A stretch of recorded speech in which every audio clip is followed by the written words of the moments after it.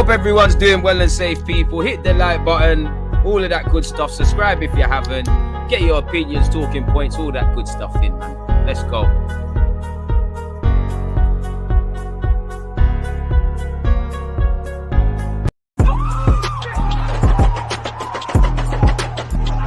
Because you always use that active red light defenders. I think it's like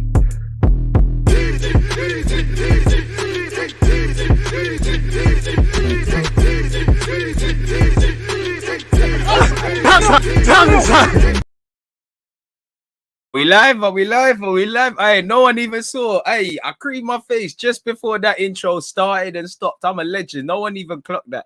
Do you know how much madness I have to do behind the scenes? But on a serious note, people, apologies for being a couple of moments late. Lateness is greatness. Like Omar said, man, you know, I might be learning from the school of Aubameyang, really, you know.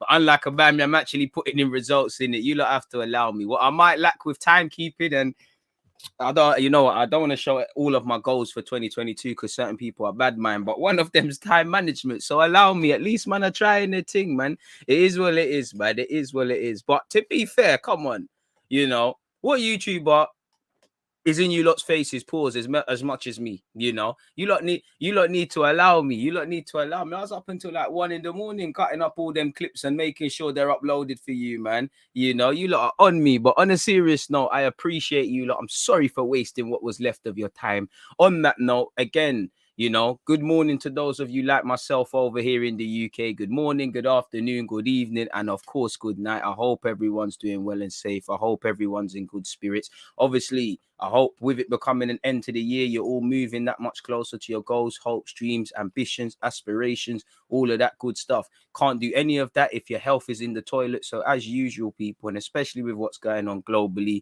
love to continue to wish you lot, you know, continued good health in all denominations of the word, spiritually, mentally, physically, definitely financially, because again, a lack of finances is someone who's definitely had some tough times. That can fuck with your physical health, really and truly, and your mental health. And then obviously, it is what it is, people. So yeah, man, I hope everyone's doing well and safe. Arsenal fans, you know, obviously we're going to spend a bit of time waffling about the Sunderland game. Come on, man, I'm Mr. Halen. There's an opportunity, you know. Young Charlie Patino scored. Balogun, I think people are getting onto him a bit too much, but he had something that he can learn from.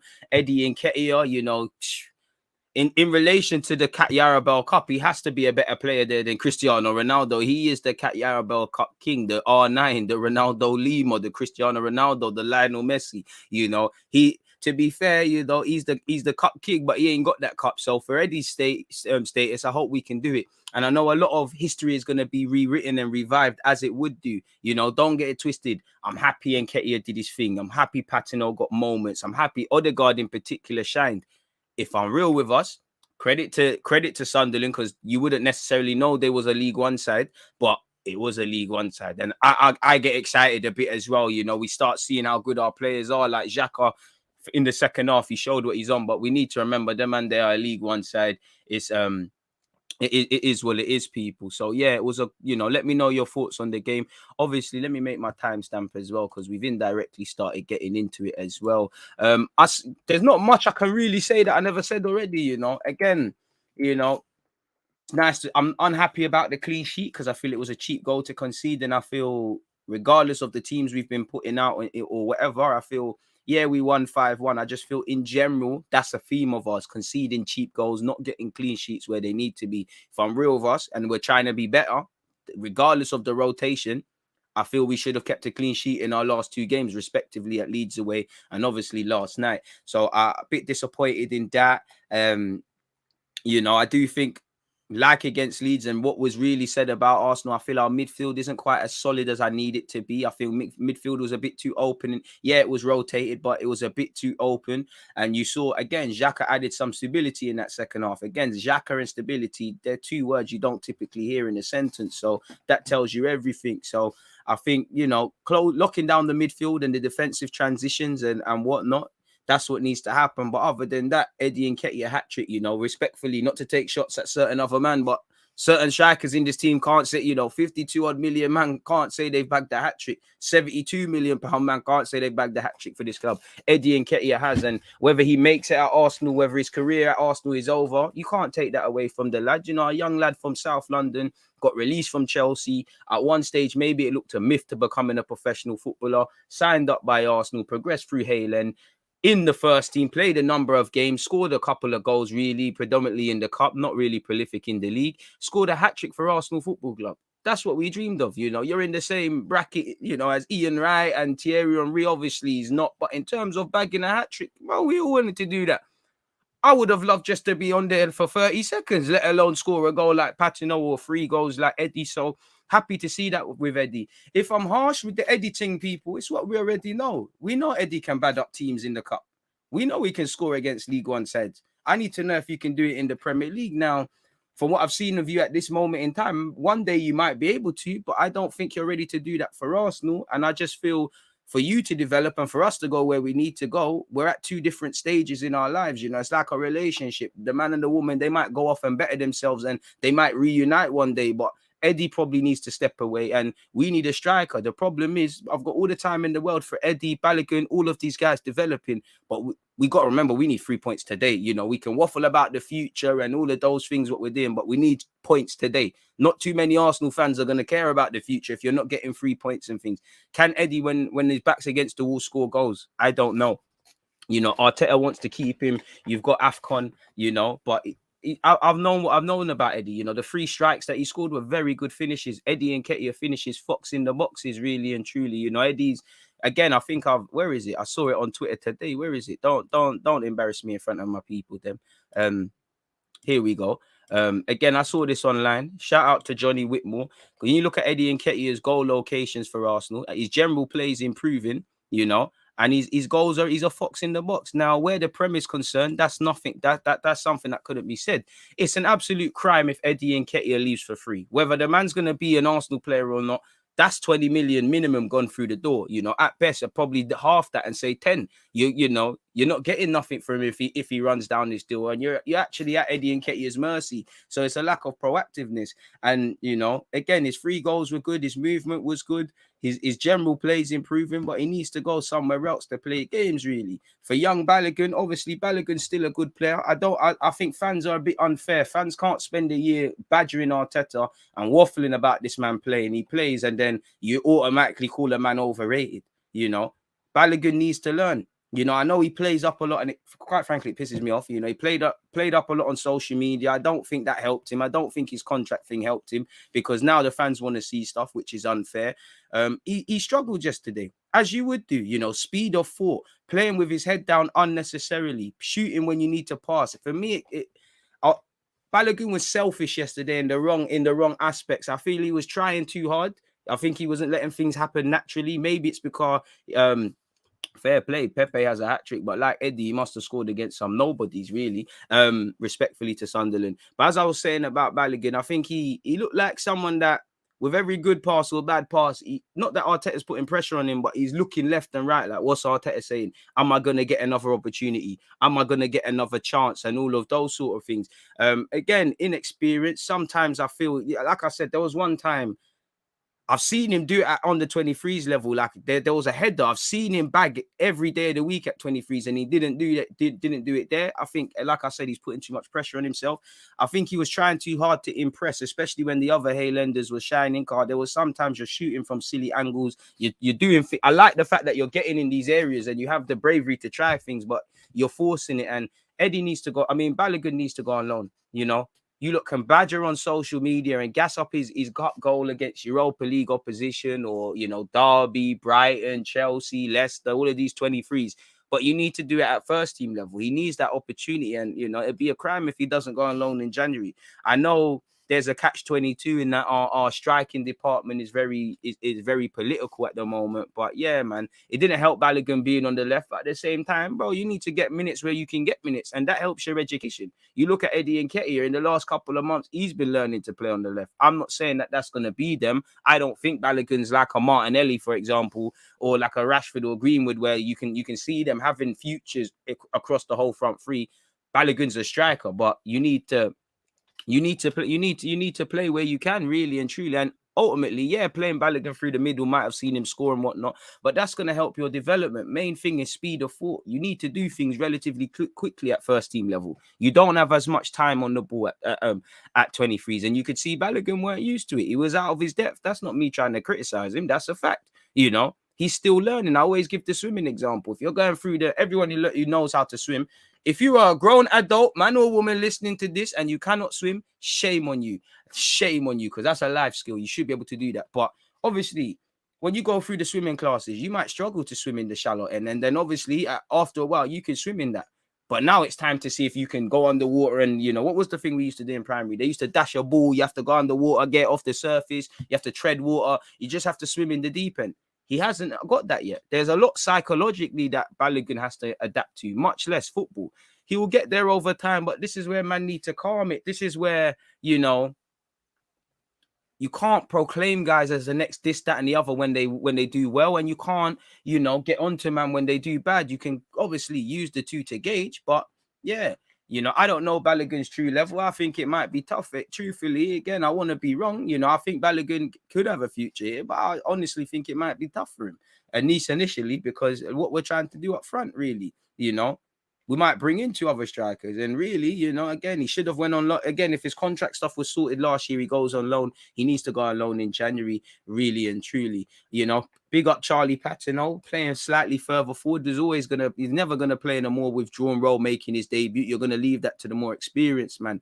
For me, with Patino, he's got it all. With him, it's just a physical thing. He just needs to, you know, wait a bit, get the strength and all of that, and he'll be ready. I don't think he's ready to play week in, week out Premier League football. I don't think we're quite at that stage where it's a minutes thing, but we're getting close. I would, again, no biological clock, but I'm really keen to see what Charlie Patino in particular looks like at 20 years of age. You know, he's still going through puberty, still developing physically. You know, everyone that talks about putting these young players on the weights and stuff, you're right. But you got to remember, these guys' bodies are still growing. You got to be very tactical when you're going to start the weights program. For me, Patino's got it. Speed of thought, technical ability. It's just about fine tuning. Like Arteta said, it's just slow, just slow cooking, man. Do you get it? Like, just slow cooking. Like, just it will. Patino, I'm really excited about Patino. I can't lie, I rate him higher than Miguel Aziz. Not that I like to do all of this sort of stuff. I just think he's better. Like, I like Aziz a lot. I just think I just think Patino could be a better player. I just think he's more intelligent in what he does. But saying that, you know, Miguel Aziz will come back a more refined player because he's over there at Portsmouth. You know. We've got a lot of talented players, but let's just let them develop and whatnot. You know, obviously, I don't feel any of the experienced players. You know what? Pepe, he played well. Cedric had a mixed bag of a game, but apart from really Pepe, I don't think any of the senior players. I don't think Holding was bad, but I don't think any of the senior players, Pepe, Eddie, really you're in Arteta's thinking, if that makes sense, really and truly. Would you send Patino out on loan? Not right now. There's no need for a loan, really. You know, I don't think he's quite at that stage where he needs to play like that. I think we need to let him develop physically. You know, he's only 18. You know, he's only 18. He's basically fresh 18. He just turned 18 a couple of months ago, really and truly. So let's just let him, you know, let's just let him develop. He'll get there. Like I said, in the next 18 months, I'm keen to see what he's on. It's just about refining him, speed of thought as a midfielder, you know. Using, you know, again, Wilshere's always training with Arsenal. That's someone Patino needs to be close and up under pause to learn from. You know, doing the best midfielders do things in less touches. If you can do things in 2 touches, do them in 2 or less. You know, knowing the space to take up, knowing where to show for the ball. A lot of these things, Patino's got it. It's just about refining it, because if you get 10 seconds at 23's level, you get 3 seconds at first team level. And he's 18. He needs to, like I said, once he will get there physically. By the time he's 20, I'd be surprised if he's not an all-round Arsenal young player. And in that period, he's going to get there anyways. But I just think by his 20, he'll be really, really ready to really push and whatnot. Like I said, the only thing is physicality. You know, once he gets a bit more physical, you look at Wilshere. One thing that Wilshere was tiny. So he was smaller than Patino for a large part, you know. But he was a grown man, a grown 16-year-old. You speak to any Arsenal scout, I won't reveal names, but ex-Arsenal scouts, we used to talk about it and how physically he was. You know, a lot of comparisons. The only difference is obviously Patino's a bit more withdrawn in terms of personality than Jack the Lad, but these things will come. Physically, that's all Patino needs to wait on, and it's happening. And, you know, whatever scout identified him at Luton Town, amazing business. And for Luton, they're probably peed off, but it is what it is. You know, I'm happy with that. I'm airing you. Like, what are you lot saying? Morning, DG. Still buzzing over yesterday's trip last night. Very good performance. Nketiah third goal. Wow, brother, the whole movement in relation to that goal, the flick from Nketiah, you know, the nutmeg from Pepe. You know, I do think, if I remember correctly, Tavares is involved in that as well. Xhaka might have been as well. Odegaard. I'm sure that was the goal where all the left footers in the team had something to say. Really, man. Mendy in some deep. Listen, Benjamin Mendy, fucking wrong and blood. What more can you say? You fucking disgusting twat, blood. I would say my man needs to die if he's convicted of these things, but death is too easy for them raper boy, man. I've always said, you know, if you do them pedophilia things and them raping things, death is too easy, you know. As much as I think torture and death is something you should be doing, I've told you lot already, you get them in their jail or whatever. You lock up their ankle. You tie up that. You see, like in the cartoons where they got a big, like a boulder tied to their ankle. That's what you give them. You give them a hammer. Sorry. You send them out to a yard every day, and there's big boulders. You just get them every minute of the day. Hammer, smash it into smaller pieces until their back breaks, their knees give way, and they're begging you to die. And then you're still saying, fuck that. You're doing this until the day you give way, until your body gives up on you. That's what they need to do. So, you know, Mendy, pussy, you know, if he's done any of that. I say if, because I'm not giving him any luxuries. I need to see people convicted, but I know conviction rates surrounding rape are very, I don't know the word, but it's not too convincing. And again, you even seen today 8 counts, you know. You did that shit. Pussy, you, man. Waiting for you is worth it, mate. Come on. DG spotting talent early. I saw you did an interview with Amari. I never spotted none of these guys early. You know, I just have a passion for youth players. And what I would say for Charlie Patino, Amari Hutchinson, Brooke Norton, Coffey, Kion Edwards, Hubert, bro, just bare players, man, at Arsenal and elsewhere. If any young player that's given time for me to interview them and pick their brains and stuff, I'm very appreciative, because they didn't have to do that. You know, they really didn't. You know, there's nothing I can offer them. Really, it's not worth their time. So for them, especially them times there, you know, especially Charlie. You know, when I did the interview with Charlie, I was shocked by how funny it was. I thought it was a catfish account. Like, bro, you sure? And what I liked about Patino, you know, he speaks really well. He's a very educated young man, very sensible young man. You know, he's always had a sense of, you know, so Amari gives me that as well. That's why I think, forget at Arsenal, they're going to have good careers and good lives, because they're very driven. Like, Amari is a very driven person. Like, again, testament to his family. He's very driven, very humble, very driven, you know, really doesn't believe the hype and stuff. Obviously, man, know they play for Arsenal and they're decent, but they don't get gassed. I'm telling you that. But yeah, man, hit the like button if you haven't done such already. We're only at 62 likes. You lot are violating, man. What's all of that about? DG, nice to tune in without work. Hits different. I appreciate that, man. Big up all my 9-to-5ers and grinders and people who are listening in, man. We're moving, man. I lost my match day virginity yesterday. First game at the Emirates and saw 6 goals. Can't complain. Fair enough. And you got to witness history, man. You know, Patino, it's a fantastic moment for his family, scoring on your debut, man. Brazy, man. And Nketiah is in the Cavani mode in a way. Big improvements from him in the last year. Ooh, I don't know about that. I feel Cavani's movement inside and outside the box is a different class. I feel Cavani's got way better link-up play. Nah, I don't see it. I see where you're coming from, but nah.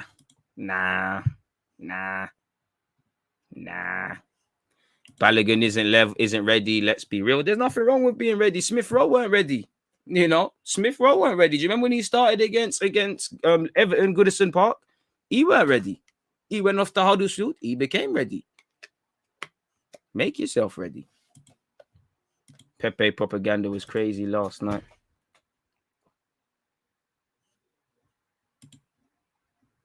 Pepe is a frustrating player. I'm pretty sure everybody saw MIKEL Arteta getting frustrated. He is a frustrated player, but we need to use him a bit, man. We need to utilize him a bit. My swimming is suspect, bro. You lot are grown men and women and you can't swim. What's going on? Saying that, you give me any flat pack furniture or anything to build, bro. Me put up a chest of drawers or something, bro. I admire all them guys there that own this Bob the Builder thing. Bro, Xhaka added something. I thought we needed it at half-time. Eddie's pressing and finishing and movement is decent. The rest of his game, I'm very unsure he can be what we need. I mean, beyond being a squad player, I can't see it from Eddie at this moment in time. But what I would say is you can't write a man off. Do I think this guy's going to be near Ian Wright and Henry at the end of his Arsenal career? Never. But, you know, how many players are the finished, let alone strikers, are the finished article at 22? I think Eddie Nketiah is a squad player until I see something dramatically better. But, yeah, man. Xhaka had a pre-assist for Patino's goal. I don't know for the pre-assist thing, but yeah, everybody was involved. But Pepe is very one-footed. Half these left-footed man are very one-footed, man. And to be fair, I think that's just a thing. You know, Odegaard ain't using that right foot for shit. Pepe defo ain't using it for shit. To be fair, Tavares is bookie. He will use it. Xhaka's not trying to use that right peg. Gabriel's not trying to use that right peg. Bearman or not. Havertz isn't left-footed. I'm sorry. There's another playmaker at Chelsea left-footed. Ziyech, apologies.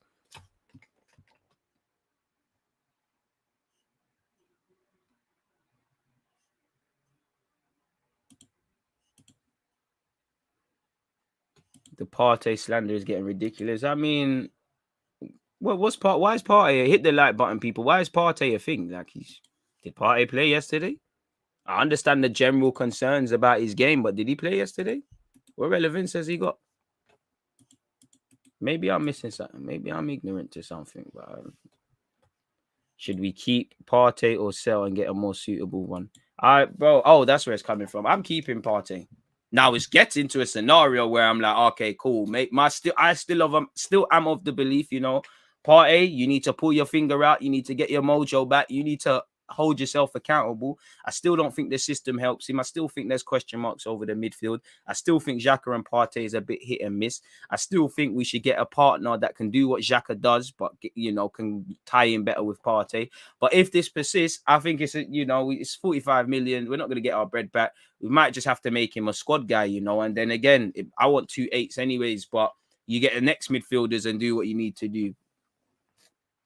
But pardon me, you never lose your quality. You know, Arsenal fans were there waffling about Partey prior, all pre-season. They've waffled about him at periods. You know, they waffled about him at Spurs, and then they said he's past it now. My point is, that you can't praise and critique fairly. That's what we're on. But it's that you don't become a good player or a bad player overnight. And we're pretty sure, within the context of the Sunderland game, we know some fans just live in the madness, like, you know, in 24 hours, Pepe needs to play ahead of Saka, Odegaard this, Xhaka that, which they're not wrong on those players. Eddie this, where 24 hours ago, they probably said Eddie isn't good enough. Football's very emotional. It is. We all fall for it, but people let it take them away.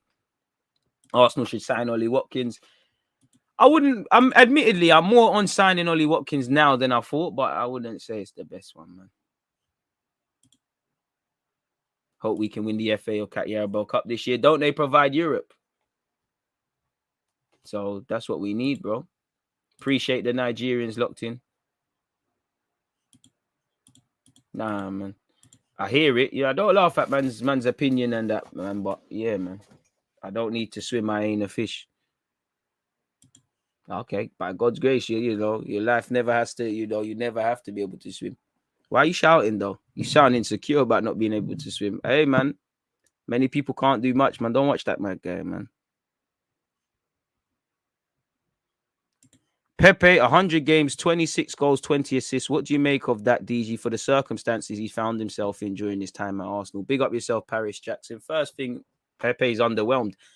I mean, he's underwhelmed me, but again, the one thing about YouTube, you can see it. I'm not going to sit here and say I remember what the video's called, but I said when we signed this man, you need a hands-on coach, or the manager has to like him, because it's really went off the back of a solid 18 months. You know, he weren't really certy like that. So his IQ weren't quite there. You know, he's got a lot of bad habits. He frustrates. He's underwhelmed.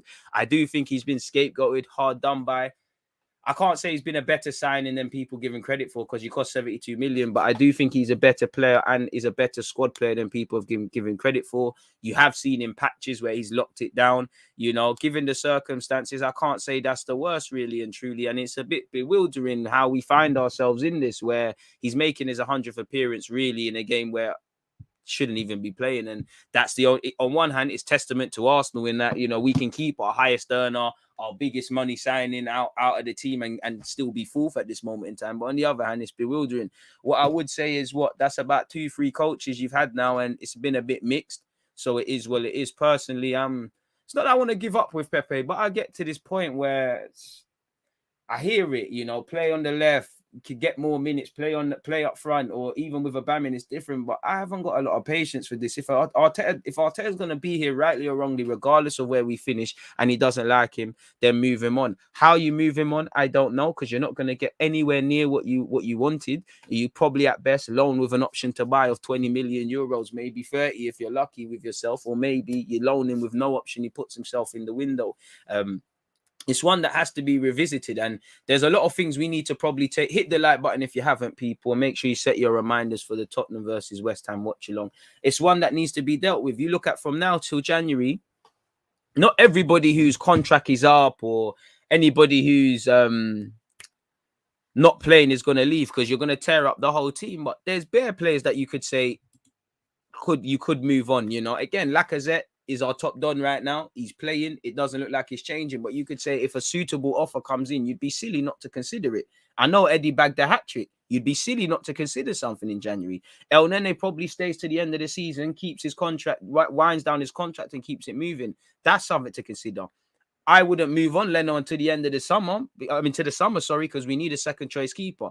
That's something, you know. Balogun's got to go out on loan as well. And if I really thought about it, there's probably even more examples you could sit there and think about. There's a lot of speculation, like every club, really, but some more than others. And again, you're not going to see bare players leave and things like that, but you get the point. I'm not going to lie, you lot are violating, man. There's 315 of you. There's 94 likes. Come on, people. You know, unexpected high bills due for all of you who haven't hit the like button. Arsenal are not signing no reinforcements if you don't pattern that up, man. And if you're cheeky and you think you don't support us and you don't support Arsenal, bad luck's coming your way. But all the left-footed, man, Saka loves it. Yeah, I can't lie. I wasn't sure. I thought Havertz might be left-footed, but yeah, man, them man are dead. Not gonna lie, I'm left-footed. I never try to use my right. Sancho, you're capping. You don't look like a left-footed man. I mean, not that I don't even want to talk, but you know, I can't lie. For all my real Sunday League ballers out there, you know, for all the Sunday League ballers, the best compliment you can pay someone, and I've got it on occasion, is, "Are you left-footed? What foot are you?" You know, I start answering like Dembele, like, I don't know, man. I take penalties with my left, and I'm lying. You know, if my left, you think I'm ever taking a penalty with my weak foot? Partey is whack. You're capping, Tyler. The whack is a strong word. You know, I can't lie. Santi Cazorla being 2-footed was very, very amazing, and it was a bonus, because I feel if Santi was just left or right-footed, that's what we need in the middle of the park, really. Imagine Eddie at City, 30 plus goals a season. It's also the players around him. Eddie at 25 is a massive problem. He's 22, so let's hope he's there. Guaranteed he'll be starting for England by then. I hope so. But I'm not going to try and predict the future. I can only deal with now, man. And at the end of the day, we haven't committed Eddie's contract. So you can't even, you know, if you gave him a 3-4 year deal, you could see what he's like at 25. You know, unless a miracle happens, he signs a new deal. Him and Arteta do the love drama thing. It's keeping it moving. And, you know, it's that typical thing when a player's close to departing the club, they're playing out their skin. So I hope you're right. You know, I can't say Eddie's going to get 30 goals in that City team, regardless of their system. You know, has Gav Jesus ever got that? You know, I know he doesn't play all the time. You know, that by that logic, better players with. As Mahrez bagged that. I don't know for any of that, really and truly, to be honest with you. And if you ain't got, bro, have you got 10 league? Has Eddie Nketiah got 10 league goals to his name? As I'm not trying to belittle him, I respect him, but I just think that's cap. You know, again, if we look at Eddie, you know, I was just for my own viewing earlier today, people, you know, he's had a wavy thing. When you look at him, this is his cup record, bro. This guy's a cup king, and he's won the FA Cup. Big up to him, which is a success. 13 goals in 18 appearances. That's fantastic. I can't lie, that's wavy, but that's the only wavy goal scoring stat Eddie has, man. Obviously, it says 50 and 113, but it's not that. Come on, this thing is including under 18s and league Premier League League 2 and all of those sort of things there. In the Premier League, I hope so. I hope at 25 he becomes that, but at 22 years of age, he's got 5 goals to his name in 41 appearances. Now, he's been in the first team for a couple of years and has only got 41 appearances. How many of them are starts? That tells you he's been on the cusp of the team and he might need to go somewhere to play proper football. He went to the Championship. Yeah, Bielsa might not have rated you. 3 goals. This is why when you lot are like, oh, Brewster, if they can get this much for Brewster, I hear it and you're right. But on the other hand, you're wrong. Brewster went to the Championship and bagged. Eddie hasn't done that.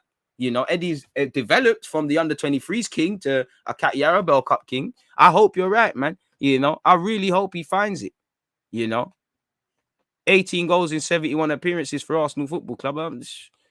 I hope he does it.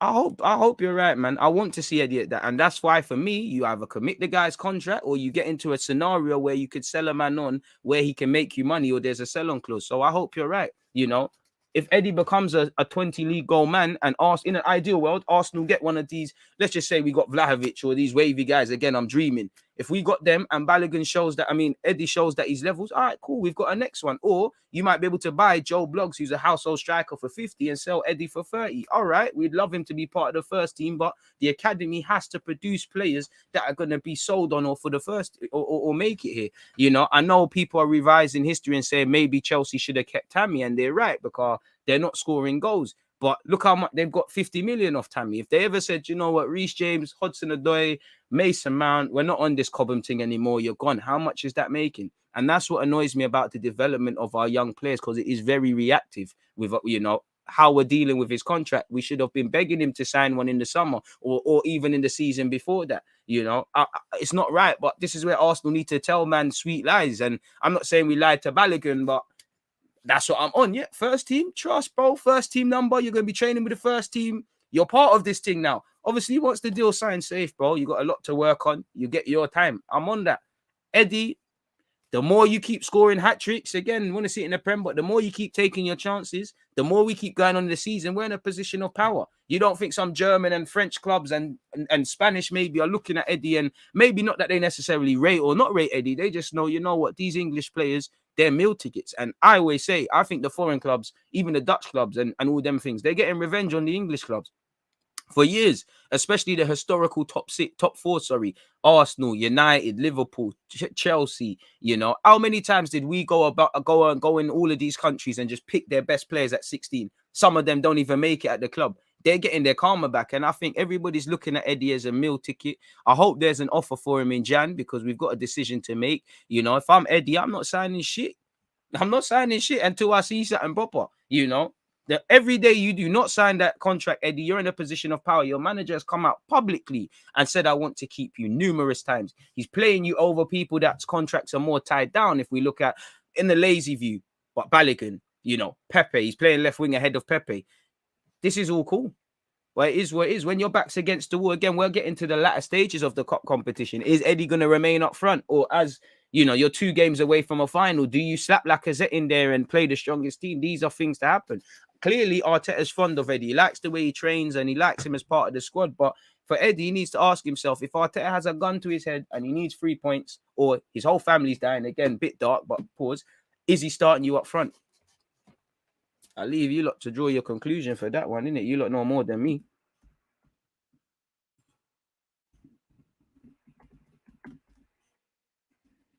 Youngsters shining. Hit the like button, people, if you haven't done such already. As usual, appreciate you lot support, especially as we come to the close of the year, man. I can't lie to you. I was looking at my year-on-year statistics last year, and bro, we made quite the jump. Let's keep going, man. My personal opinion is El Nene and Partey is the best option for Arsenal style. Shaqib, you don't like us. Come on, man. You don't like us. But I would say Xhaka makes El Nene play but higher, to the point where El Nene's even playing football, playing football further forward.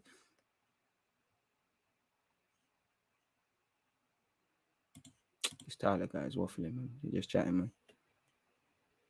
Appreciate Barbados. Come on. Will do. Do you think Odegaard can make the team, or would he need to be replaced? What do you mean? Odegaard's fantastic signing, man. Who's better technically? Pepe. Yeah, Pepe's one of the ballers in the ball. Pepe gets seats off bums and bums off seats. He gets up people excited, just frustrated. The end of the day, it's decision making. You know, that's why we've got more time for Saka than you. Saka's decision making is better. You know, how many ballers have we seen? You're a United fan. I'm an Arsenal fan. There's probably a Chelsea fan. How many wingers have we seen come through the academy? Bare skills, can do it all. Once you get to the final third, it's a different story. Final third, the best. You know, there's a certain sort of beauty in simple football, in simplicity. I don't want to downplay Bukayo Saka. Well, I've seen man, nutmeg man. He gets guys off seats, but his skill set is kind of basic. He kind of just does. I know against Leeds he was moving like a black Iron Robin, but he's kind of just give and go. You know, turn, body balance, all of them things, and I like that because he sees things. He's not just doing skills, running into a blind alley, going, "Oh shit, what am I doing here?" You know, Saka's thing is calculated. And for me, the biggest compliment to Saka and for everything to go with Pepe, you slap them both in a room together. If you didn't know anything about Arsenal, any of our, you know, who's come into the first team in the last 18 months, how do you know which one cost 72 million? You know, how you don't. And that's not me trying to criticize them. Pepe, that's 1 goal in 4. To be fair with you, I swear that's 2 goals in his last 2 cup games. How many appearances has he really made this season? To be fair to him, it's very difficult to score when you're getting 10 minutes against Southampton. Personally, you know, I hope the penny drops, but I've been here in it. If I'm asking you at 26 to some of the things I think with Pepe, I feel you should have it already by 26. So I think I kind of accept a man for what he is. Obviously, I want him to improve and whatnot, but I kind of accept him for what he is, if I'm honest with you. And if we get a tune out of him, we get a tune out of him, man. Morning, DG and everyone. Good game last night. The boys did what was expected. Some good individual performances. Eddie proving to be one of the best in the cup. Pepe showing he needs to play more. Hitting the like button costs nothing. Come on, help the man out. Sandra, I don't believe you're left-footed, man. You need to show some kick-ups or something. I'm sorry. You know you're lying, man. Man said Podolski region. I think you're capping, man. Stardog's killing my people, man. God damn. Who's Havertz? Who's that? I don't know them, man, dear. Who is that? Are we signing a striker in Jan? If not, then top 4 doesn't look likely. I hope we can. I hope we can do it. And we're going to get onto a couple of transfer things in a sec, but I think we'd love to find it. We need to find a centre mid. Tomiyasu is not ball-footed. You know, the man's right-footed. He's a professional footballer. He's able to use his left peg. I hear you though, but ball-footed myth. That ain't Santi Cazorla. He's ball-footed. Osman Dembele is ball-footed. I remember 6 months ago, people wanted Eddie gone. Now he's a Cavani regen. Boy. Brighton should buy him, boy. I hear that. We need professional prayers to achieve.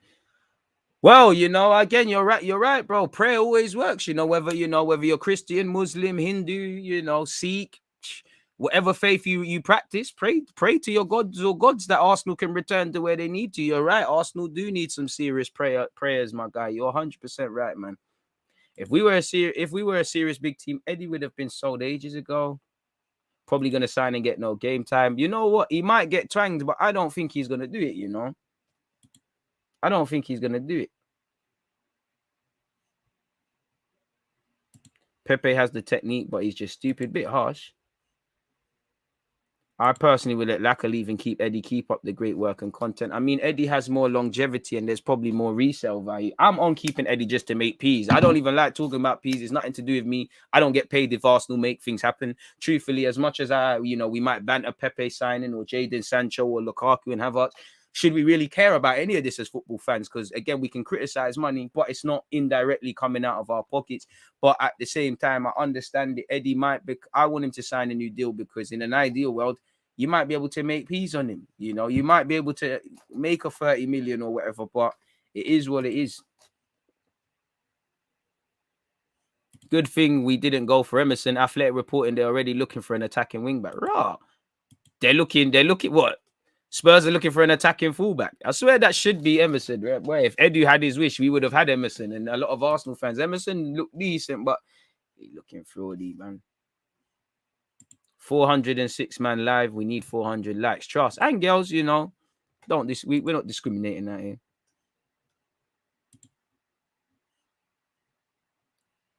Big up DG. Who do you think Arteta would have grabbed for that 72 million? Well, certain man bought Willian, innit? So, boy, boy. I think that's that.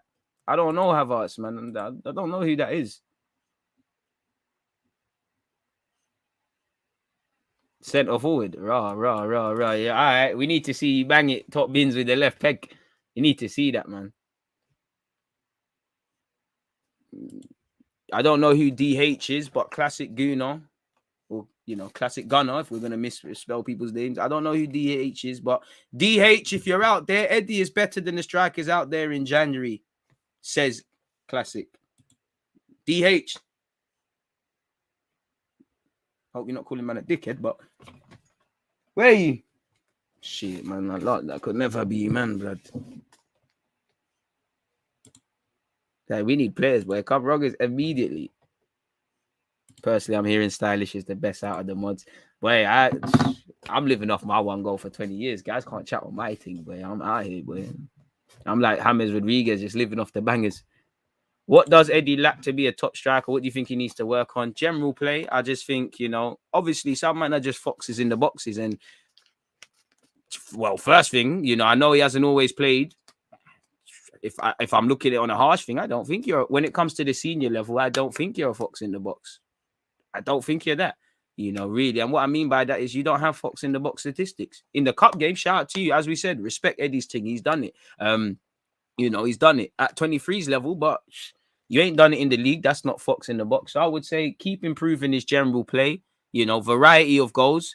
Just have more influence on games. Physically, could he be more imposing? I just think a lot of it is just down to the ability, really, and just speed of thought. I like Halia, but he didn't exactly bang in the Prem. So, bro, he must be MIA, man. He must be MIA. Rush, he keeps twerking for Chelsea players. How the mighty have fallen, man. Where you lot in the league? Was you even old enough when United won the Champions League? You definitely don't remember that.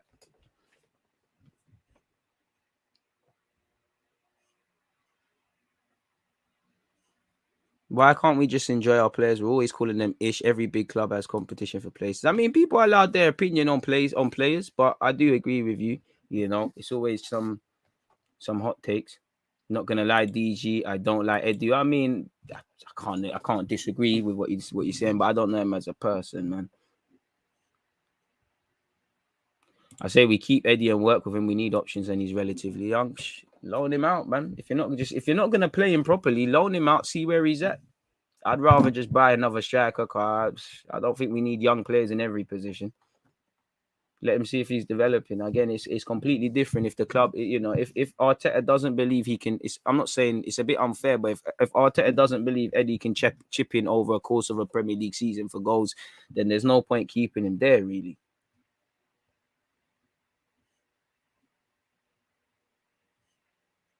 I mean, we'd all like VLAHOVIC.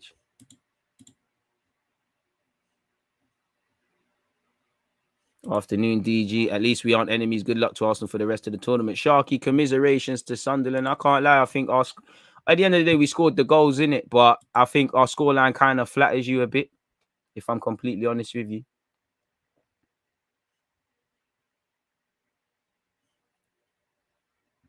Love for the super chat. United fan here. Arsenal are looking like a decent feeder club, not going to lie. Hey, you know what? If them young players can develop and be sold on, why not, man? Why not? That's the story of life. We used to have players that were wanted by big clubs. Now we got players that are not looked after by anyone, man. I appreciate UK. I know that was an attempt at trying to goad me into sending, but only Shaqib and G1 can do that. It didn't bang. Do you think Nelson is in Arteta's plans? Boy, I don't know. I wouldn't. He told Nelson to go on loan last season. He didn't. He barely played. I wouldn't say he's setting the world alight at Feyenoord. You make yourself in plans.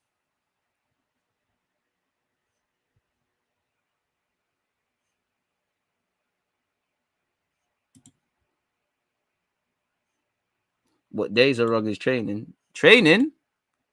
Me? Training's today. Injured though.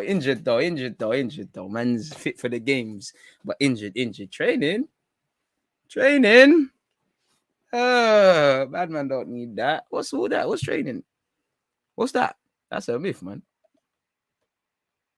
Yeah, come man, we need striker. If you're saying striker, Sandro, we need that. We need all of that. And you know, I can't lie. I know I'm a good player. You seen the goal, but I'm an even better agent. You know, wrong. Hey, Toby Reese, if you're listening, remember my signing. I brought Jamie to the club in it. Jack Wilshere settings. You get me? I brought diversity to wrongers. I brought them geezers. There's them here, brought the geezers. You know, you need the geezers in the middle. Balance out the thing. You need the Tony Adams, and then you need the Vieiras and all of those sort of things.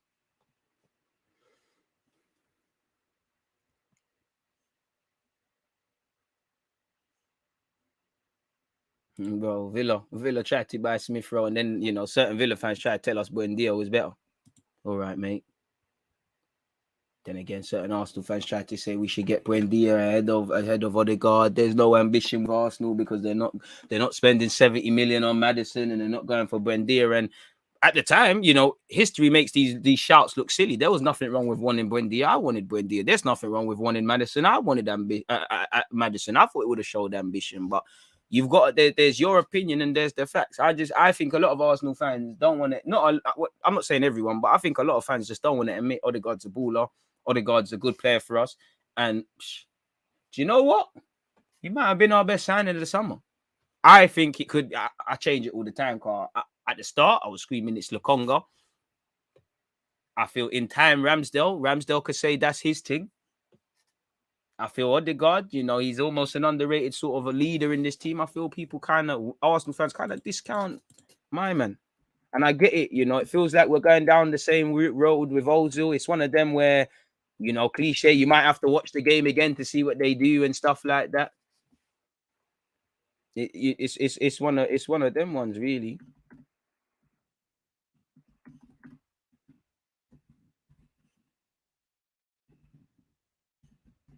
If I'm completely honest with you.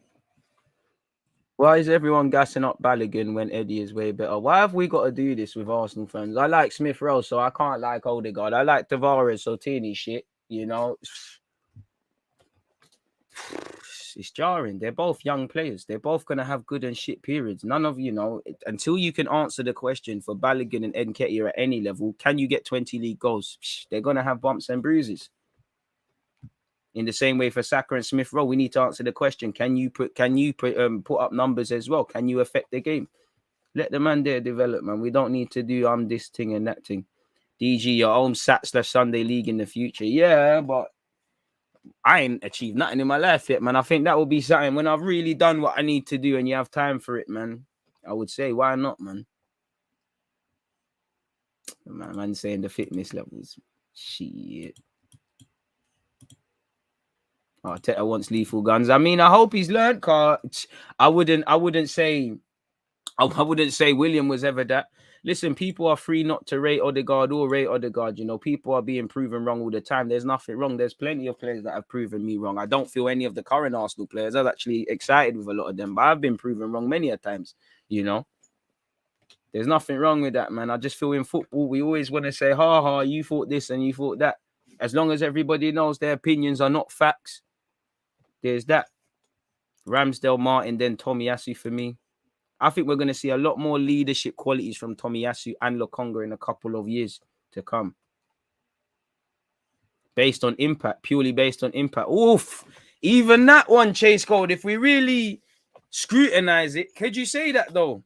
Because I know what Odegaard's gone through a bit of a wobble, but for me, I think Odegaard's had a massive impact, you know. I'm not going to cap. I know Ramsdale, the saves and the character and all of that, I feel that goes against Tomiyasu because it's not that Ramsdale isn't humble and stuff, but you know, Tomiyasu, he's just come to the country. He's probably not he's clearly a good personality, but he's not, you know, Ramsdale's the larger than life personality sort of thing. I think them things there highlight what Ramsdale does a bit more. And I do think Tomiyasu psychologically at times has looked a bit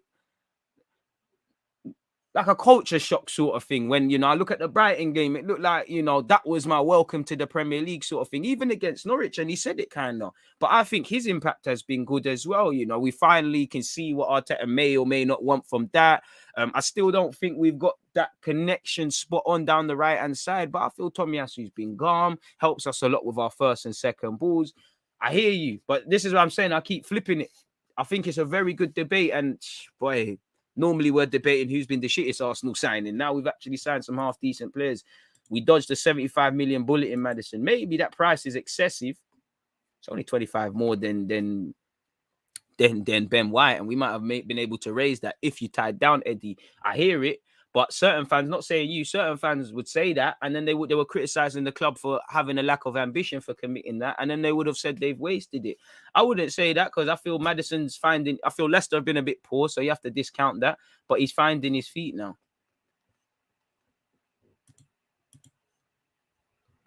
And I think, you know, I just find it a bit mad how some Arsenal fans, like myself, for a while, they just knew Arsene Wenger. We used to have beer technicians into the team to the point where we were sick of it, you know. And now we're fighting about, we can't bring in Odegaard because Smith Rowe's there. They can't play together. They can't do this and that. Now, admittedly, yesterday it weren't their best of games together, but there's been games that, man, they have done well.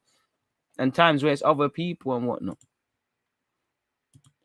DG, are you starting to trust the process? I trust as far as I can see. I like where we're going. I said, for me to truly trust something, I got to see in May. I need to see longevity. I need to see impact. But we've been deprived for Tomiyasu. I'm not going to lie. I've been gassing. Obviously, I'm a fullback at Sunday League level, so I'm going to gas the fullbacks a bit more.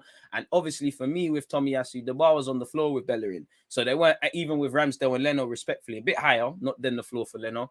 There wasn't too much you could do for me not to gas up. The minute I saw Tomiyasu could play a forward pass, overlap, and win a header and tuck in, I was sold. I was sold.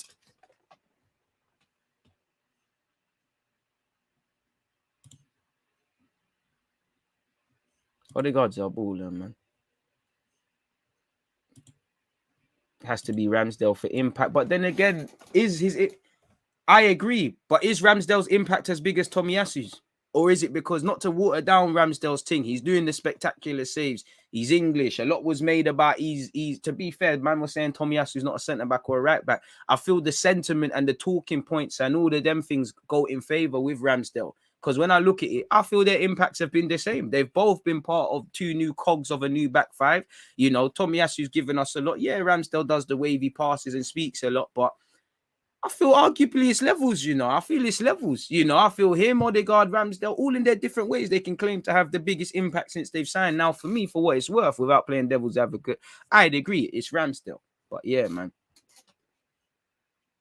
Bare people didn't rate Salah. You know, Vardy, Salah, Kane, probably the three best strikers for one season wonder FC.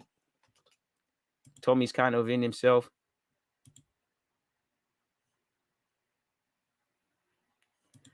DG, the being right thing and pointing the finger isn't just in football, it's in our current society because people are insecure. You know, Pep Guardiola has said, I don't know nothing about football. I'm learning every day. I'm nothing more than an idea thief. Ferguson, Wenger, these sort of guys, Jose, they've all echoed that same thing. Who are we then to think we know everything? Football has a way of telling you things. You can have your opinion, but other things can happen. And this is why, like you said, in society, but obviously to bring it back to football, I just feel you've got that. I just feel everything's got to be too black and white. I feel everybody wants to be right all the time. I feel you're not allowed for your opinion to change. Like, obviously, if I thought Aubameyang was a baller 2 years ago, which he was scoring goals, he was. If I think he's shaky now, he is. You know, people will criticize you. Oh, but you thought he was a baller then. Yeah, he did. He's not a baller no more. Like, Ronaldo used to fly down the right wings. Now he's changed. Things change, man.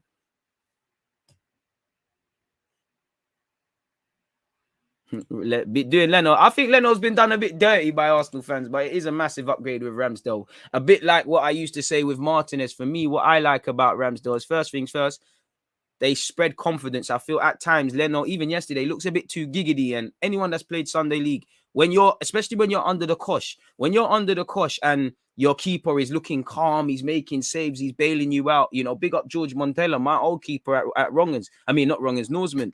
We'd be under the cosh of things and, you know, we're feeling a bit nervous, but I'm seeing my keeper shouting at, man, IDG fucking da-da-da-da-da. I'm seeing him pop off some saves. I'm seeing him move calm. That kind of puts my mind to ease. We're at 208 likes and there's 400 of you locked in. You lot are violating today. But it puts your mind to ease. Likewise, I'm sure bare of you have played for Sunday League teams. Sorry, AFC Edmonton, you know.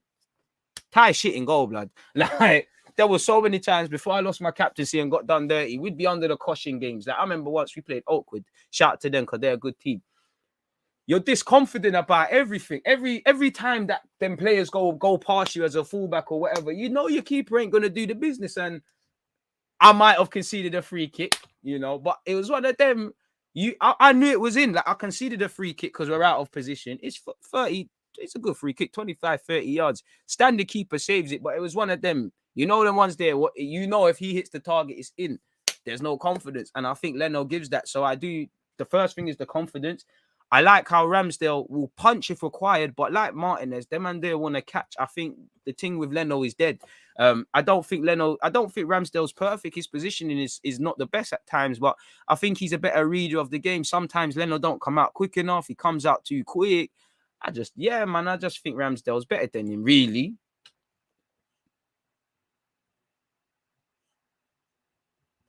Big up Danny. He's not here for it. Eddie has had time to develop. Been in the full squad since 2017 and he hasn't developed. I'd argue he's a better player now than when he first got introduced to the first team. That's a bit harsh, but I hear you. I think what you mean to say is we haven't seen proper progression, like significant progression. He's been on the cusp, and whether it's because of him, whether it's because of the training, whatever, it just hasn't quite happened. You know, he needs to go and play proper football, really, because he's been starved of it. Look at his age mates, you know, he's in the England under-21 setup. If we was to scrutinize and go among that, how many other men have got game time and things like that? I get he scored 3 last night, but that doesn't hide the lack of progression from him. He's likable, though. Facts. But at the same time, he's 22, man. DG, do you think Ben White looks at times suspect defensively? Yeah. But I mean, he's played 1 season in the Premier League as when you get away from England duty, and obviously the fact that he's playing in the Prem and all them plaudits. This is his 2nd season in the Prem. Right. We're signing the young side. I can't be surprised when they do bewildering things, you know. I don't expect him. And with Ben White, he's having to probably be more of a leader in this Arsenal team than at Brighton. Because when you're right back or you're centre back and you had Dunk and all of these guys who have been round the block, who live, breathe, defending, who've been defending for longer than you've been alive, really, if I'm honest with you, exaggerating, it's easy. But you ain't got that at Arsenal. None of them, man, all them man, they are still learning. Gabriel's still learning. Ramsdale's still learning. Obviously, certain men are more experienced than others. So I think a part of it is that. And yeah, he just looks defensively suspect at times. But again, I like Ben White, man. I still think the jury's still out, but I like him a lot, man. I like him a lot. For me, just know when to play out from the back, when to do other things, you know. But we're doing things like the slide tackle. I feel at Leeds, he probably was helping Leeds get a goal. He's an ex-Leeds guy, so that tells you everything about his mentality. I feel, you know, Cedric, Odegaard, Partey, Saka, when you watch that game again and that goal we conceded, probably all could have done better in the defensive phase. But yeah, and there's a big gap. He's tried to be a hero and made a silly slide that you don't need to go to ground there. You know, more experienced defenders go to ground there and win the ball. Or you could have just made yourself big, prevented that situation. Now, clearly you and Ramsdale got a lot to learn, Carl. You both thought you won the ball there. So you're bugging out. And then obviously yesterday, I'm not going to lie, Smith Rowe has lost the ball.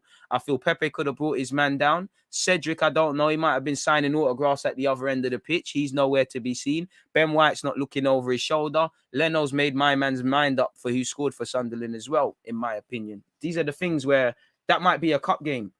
But that's what I mean when I say, how many times have you seen Arsenal make a poor sequence of play? There was times to stop that. And them things there happen in the Premier League. Yes, it was a rotated side. We're playing in the cup game. But a lot of the things we saw yesterday, we've been seeing. So this is just something to bear in mind, in my opinion. But you can do so many things with Smith Rowe and Odegaard in the team. I think it's just you that feels uncomfortable when Lokonga plays, but fair enough. Smith Rowe takes more risk by taking more shots. Odegaard plays better transition from back to front. Fair play. I want De Gea out. Bro, why would you want him out? Would you like Eddie to sign a new deal? Well, yeah, because we're going to lose money. Like, yeah. I wouldn't say Ben White's been underrated. Oh, well, in fact, you're right. I do think people have slept on it because I said it earlier, but I wouldn't say underrated signing. Hot take, Tomiyasu would do better at centre-back than White. We should get Lamptey a natural fullback. To be fair, Tomiyasu could be a decent centre-half. To be honest with you, You could. I'm actually surprised at this moment in time. I actually haven't seen Tomiyasu centre back and Ben White right back, such as Arsenal. But yeah, man, they're forming a good partnership. They're still doing well. You know, I do think we're overrating Arsenal defensively because I still wouldn't say we're improving defensively. We're getting some good habits, but I wouldn't say we're a good defensive side or we're levels as that, because even against Leeds, we should have kept a clean sheet. But we're building blocks. Nah, I mean, let's keep it chill. You know, I think Smith Rowe had a better game in the second half, but it weren't his best of performances.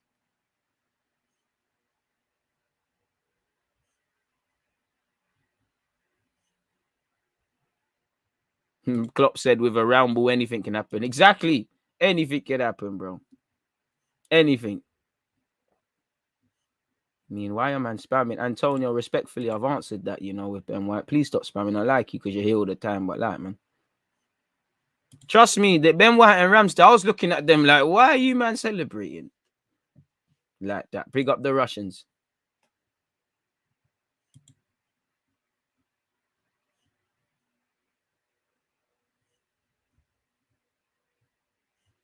Hey, DJ, as much as I love him to be the man for Arsenal, Eddie needs to be the main man at a championship team. Or maybe Sunderland might make an offer and say, you know what, you can do it at the Emirates. Can you do it on a cold night at Scunthorpe or something? I don't even know if Scunthorpe are in League One. I remember when we didn't know if we signed White for a centre-back or right-back. Boy. All right, man. Anyone suffering with COVID, hope you're on the mend and big up yourself, T, man. Hope you're doing well and safe. Right, he's marital. I don't know who that is, but anyways, people. Now, again, I can't lie. I don't know the world about Julian Alvarez, you know, but from what I see with him, I think Edu needs to take a punt on that. Purely, first thing, you know, he's got a release clause of 17 million, rising to 21 million at the end of Jan.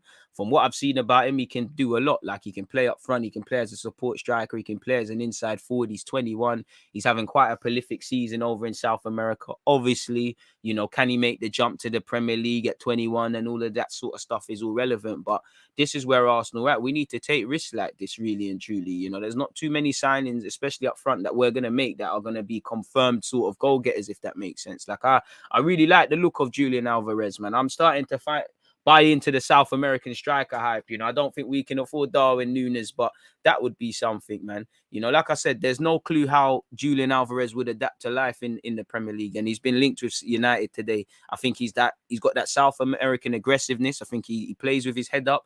I think he can play in a couple of roles. I think his heat map shows, you know, he's closer to goal. Like, if this is the yard box, he pops up in the right areas. Sometimes young players don't always see that.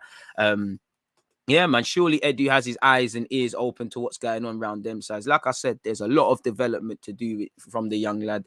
And again, can he make the jump to a top 5 division league? But again, he ties into what we're doing with 21. He can play on the left, play on the right, play through the middle, play as a support striker, play up front. Physically doing all right, but can improve, you know. Still want to see a bit more. He's 21. The key is, can he do it forever? But he started, you know, this season he's been all right. Man's got 18 goals, 9 assists. So for me, I can't lie, it's something that the more I do my research on the guy, the more I like the look of him and what he's doing over there at River Plate, really and truly. And, you know, if we want the stars of tomorrow, this is what we need to do, really and truly. And again, he ties into what we're trying to do. So for me, I think it's worth taking a punt on Julian Alvarez, if I've said his name correctly. YouTube needs to, boy, the Eddie and Nketiah Cup. I mean, I think it didn't work purely because I agree with that, but I think it didn't work because the players are having a mare. Because I thought we would have seen an overloadment. I thought Tavares would have flung forward. I don't think Tavares really had faith in El Nene, like with Xhaka, to cover that. A lot of that changed with Xhaka. When Xhaka come on, you started to see them sort of the system kind of work, sort of thing. I understood it clearly. El Nene was just going to be the chaperone. Like, you was there at the start. Like we said at the start of the live stream, you know, he's going to be like, you know, when you're young and you might be with your brother or your cousins in the park and your mum or grandma or whatever says, you know, you lot can play, but make sure you stay where I can see you. That was what I thought with El Nene, with all the young players flying forward and all of these sort of things, man.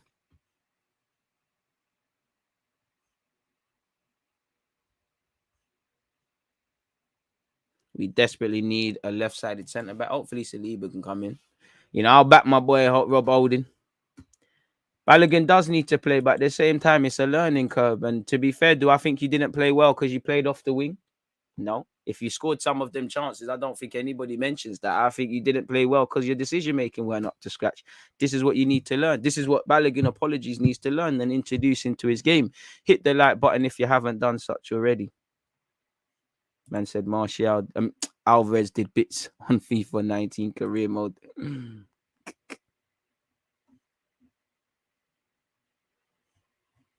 Wait. Once again, we are being linked with dead players. Coutinho. I'm not going to be happy until we have a great January and an amazing summer again. Boy, let's just make some signings, bro. Listen, I want a striker. I mean, can we just bring in a midfielder? I've been saying this from the summer, before the summer. The summer we signed Partey. You know, I think the club did well to twang Arsenal fans to make them believe, you know, it's either a 6 or an 8. And naturally, logic in it, some fans would prefer a 6 over an 8 if it came to it. But a serious club at the time of bringing in Partey brings in both of them. And we know if Partey never had that release clause, we don't probably sign a midfielder in that regards. I mean, yeah, predominantly Saliba. Saliba is a right-sided centre-back, but he can play on the left.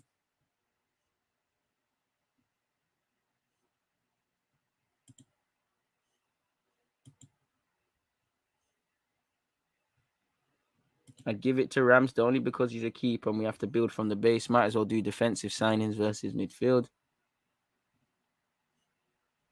You can afford Musa Borrow. He's the one. Take your word for it.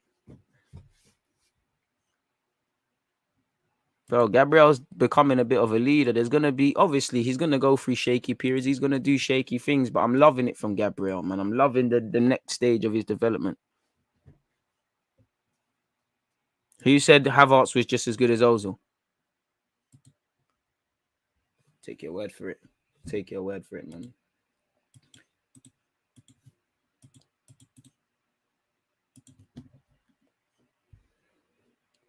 Anyways, boy, shaky one that, but 1 hour 6:50. MIKEL Arteta's press conference, people. Let's get into all of that. Let's see exactly what my man has had to say, because I think he's talking about Norwich again. I haven't done it, but pardon me, tomorrow we'll obviously preview Norwich. Today it's Tottenham versus West Ham. Make sure you hit a like button if you can't be there, people. That's going to be probably slightly later at 7:20, man. Ain't no one trying to be there. I can't lie. I love being here with you lot, but that kicks off at 7:45. I am not being here an hour earlier to talk Spurs. Myth. So, yeah, I'll be there 20 minutes before kickoff, people. But, yeah, I did mention Arsenal press conference. What's going on here? Let's look at Eddie and Nketiah's thing. Eddie said, it's amazing. He's got more hat-tricks than Lacazette. It's amazing. It's great to go through to the next round and obviously lovely to score a hat-trick in the process. I'm just really grateful to my teammates for the assist and grateful to be out there to contribute. It's a different feeling to my debut against Norwich, but that night will always live long as a special memory. It's another one to add to the collection. And obviously it's nice to get my first senior hat-trick. And now I'm looking for and hungry for more. And to be honest with you, I feel sorry for Nketiah's girl because she probably got pushed out the bed, and that ball is going to stay there for a while. My family were here watching. Again, brother, whatever you say about Eddie Nketiah, man is playing for Arsenal Football Club. He scored a hat-trick for the club and his family's there to watch. I don't know about you lot, but if you're watching my stuff, you're lovers of football. So you know, whether you support Arsenal or not, this is something you can be proud of. My family were here watching, and to share that moment with the supporters is great for me. And the boys have signed the match ball, so I'll keep it and remember it. It's a good moment. I mean, I've got a hat-trick ball. It's in my garden. Is what it is. Man said, I've got good memories in this cup, Eddie said. Well, this is before Tuesday's game, man. Yeah, big up you for that, Eddie, but I'm not going to go over that. Arteta on how he'll handle Patino's development. Sorry, people. That's going to be in his quote. That's going to be in his quotes all the time. Let's go and see what he said. MIKEL Arteta on Norwich, Nketiah, Pepe, and Lacazette. No Aubameyang?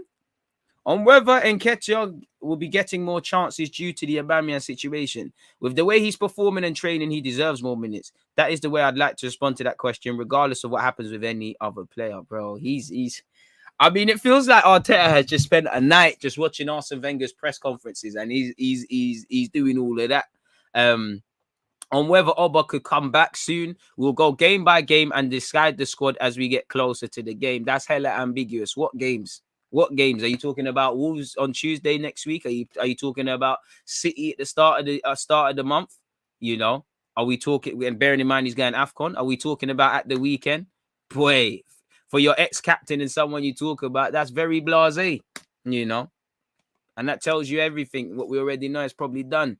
On how many players are coming through the academy, I am delighted, but that is down to all the hard work that has been in the academy and at the club over many years, and this is the fruit of that work. Now it is about finding the right moments to give opportunities to these kids and finding the space in the team to be able to do that. Trust. On what he's learned about himself in his 2 years in charge, that is much more complicated than it looks, much more unpredictable than it looks, but I love and I am completely passionate about what I do. I feel privileged and very lucky to be where I am. You definitely are. You are very lucky and very privileged, and I try to enjoy it as much as I can. It's a lot of pressure and a lot of decisions to make, but at the same time, it's priceless to be here. On how close the side is to being where he wants them, I don't know, because we are halfway through the season, and unfortunately, the season ends in May. But when DG says that, everybody says I'm being negative, but the gaffer has said that. So, you know, stop drawing conclusions on Arsenal Football Club, negatively and positively. And there's still a lot of things to do. There are still a lot of things we need to get much better at. How many spelling mistakes? Better at to improve. But I think the team is going in the right direction. That is the feeling that I now have. On team news ahead of Norwich, we didn't pick up any injuries yesterday. Obviously, before the game, we lost Callum with COVID. We are tested every day. We'll see how it goes. Touch wood. Pause. Bad man. Do them thing there. But on how he would feel about football going back behind closed doors, it's going to happen. And for Arsenal, we've been very good at home. And we've been poor away. So it might level up the things away from home and make it difficult at home. Please don't go back to that stage, because we've experienced that and it's something we don't like. So hopefully it's not what happens. On why he doesn't like it, because it's a different sport. Football is about sharing it with people and having fans around the stadium. And when it's not, it's a completely different sport and the competition gets lost. It's not the same. On whether Norwich's performances have been better than results suggest, absolutely. I think they deserve much more from many, many games in recent games as well. Under Dean Smith, they deserved better results and they haven't got them. We know at their place, it'll be a really difficult game. If the crowd is there as well, you know how special it is on Boxing Day. So we can expect a tough match. True. On Eddie and Nketiah, we are trying really hard to do the best that we can. Obviously, the contract has an expiry date and you cannot control that. But you can control when you get into this. And we've had discussions with Eddie for a long time. So if you've discussed it for a long time, he's rejected deals. You've publicly spoke about him wanting to stay. Without knowing all the variables, it gives you a bit of desperation. And respectfully, as much as I don't want to lose Eddie, because I think he could be a player for the future and regardless make money, I'm sorry. But if we're in this scenario where a lot of talk is made over mediocre man, then what we're doing as a club, really. But anyways, I repeat again that his genuine intention is that he wants to play football. And that's the thing that is driving whatever decision he's going to take for his future. And you have to respect that. Obviously, he's a player that we admire and we want to keep, that's come through the system. And we want to continue to do our best to keep him because we want him to be part of our project and the club. Or if he's being badly advised, I don't. I think he's being advised on a good one. You know, what would be it? So he signs a new deal for Arsenal and then you gas him for a second and it is what it is. He said, we try to give all the advice that we can, and then he and his people will make the best decision for his future. And that's where we stand at the moment. On if Aubameyang is in contention against Norwich, what I said is that we make the squad the day before. And today, as it's still Wednesday, I haven't done the squad. On if he's available. Because before we did the press conference on match day -1, that's why I can do it. On match day -1, I can tell you. On if he needs to apologize. I think we have shown in this club that everyone can make mistakes or can have different ways of thinking or acting. I'm completely open to that, and it's not about that. So maybe he hasn't said sorry. He has said sorry. Very ambiguous. On Lacazette, we are really happy the way he's performing, the way he's acting. He has to continue like this. I don't want to go on about the COVID stuff, people. On what he'll be saying to the other managers in the league, well, that's about COVID. We know Henderson spoke about it. I don't really want to keep going on about the COVID stuff, so you lot can read that in your own time. On our turnaround this season, let's May season finishes in May. It's the beautiful part of it. And fans have to know that this changes quickly and there's still a long way to go in this. And we're prepared to finish as high as we can, hopefully. Again, he spoke about behind closed doors. On Charlie Patino getting more opportunities, let's take our time with him. Charlie is with us more and more in training sessions. Yesterday was his first competitive match, which was a beautiful day for him and everyone involved in the club. And we'll go slowly from there. If we need him, we'll use him. If the numbers are quiet and we have to throw him in there when we believe he's ready and he's making the right steps, and we're really happy with where we are. Only if Pepe has been happy without minutes, no. A player that doesn't play, if he's happy, you have a big problem. And Nico has not been happy. He's been trying to challenge us and asking for more minutes because that's what he wants to do. And rightly so. This is the attitude that we want from our players. On if Leno has discussed his future, I mean, maybe not to you, but he's probably spoken to his advisors, his wife, you know, whatever. The situation now is that Aaron has been starting matches in the Premier League and he's been outstanding. Burn had the chance to play yesterday and he had a really good game. And that's the situation that every single player has in any team in football. When someone else is playing, you're not playing as much. And if not, you have to play a different sport. On 10 players who started his first match in charge, no longer being here. Probably it shows how extensive the project is. It's been an incredible amount of turnaround in the players in the last 2 seasons. Much more than we wished or hoped for. But it is where it is. And we try to make all the right decisions. Sometimes right, sometimes wrong. Ooh, sometimes wrong, sometimes wrong, sometimes wrong, sometimes wrong. And we'll continue to do that in the best interest of the club and to get a better team, better performances and better results. And what he's most proud of after 2 years in charge, I'm most proud is the atmosphere, the environment and the culture we have around the club, the sense of unity that we have from everyone who works at the club and the sense of unity that we have with our supporters that I think has come a long, long way. Fair enough. On what he wishes he would have done differently, I mean, he's not going to tell you. He'll probably tell people in private. I think I've made a lot of mistakes for sure in this period. I would have time to reflect on that, but I don't know. I wish I had 6 trophies here next to me because that's what this club deserves. Fair play, Arteta. Is what it is. That's MIKEL Arteta's press conference. Did we miss out anything? Well, no, these are all just cut up clips. So yeah, we ain't missed anything. We spoke about that yesterday in our live stream. So just if you want to hear Arteta's post game comments from yesterday, just go to my live stream yesterday. Look at the timestamps in the description, and you can go and do that. So I'm not gonna reread all of that. It don't make sense.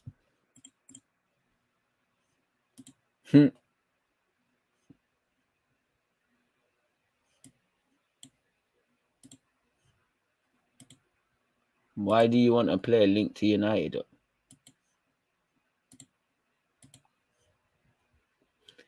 All right, Boski. You know, I don't think this is the platform for you, man. But shout out you, man.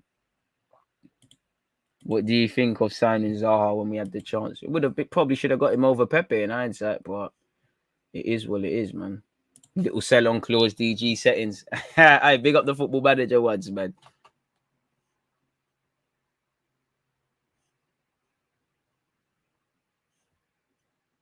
He did. Oba is truly done. To be just short of 100 goals at Arsenal, it'd be a shame if he's done, man. It would be a big shame. Big shame if he's done, man. But time waits for no one, innit? You just got to keep it moving, man. Bench cam 100% coming up, man.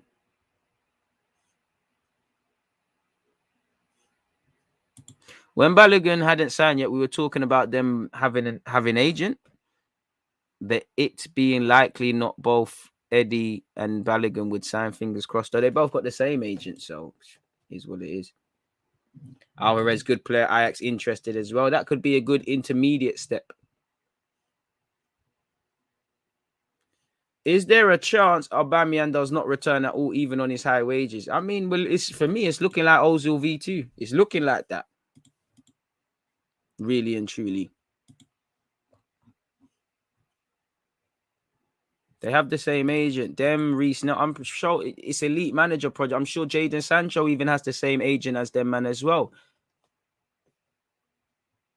You know, you got Saka, Balogun, Nketiah, Jadon Sancho, Reece Nelson. Yeah, quite a few players, techie players as well, bro. I'd say, look, that's looking like all the South London youths, isn't it? So imagine that. Imagine the payday you're going to get off Saka's first pro deal, the next one he just signed, and then the next one. Imagine the money you're making off Jadon Sancho's move from Dortmund to Man United. Balogun, he probably would have made too much on Balogun, but Balogun signing on contract at Arsenal. Sorry, from this agent business, can make some peas, man. Can make some peas. 260 likes, people. Come on, man. How are we not at 300?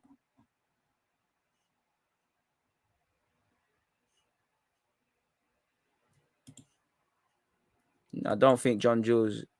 I don't think John Jules isn't with them.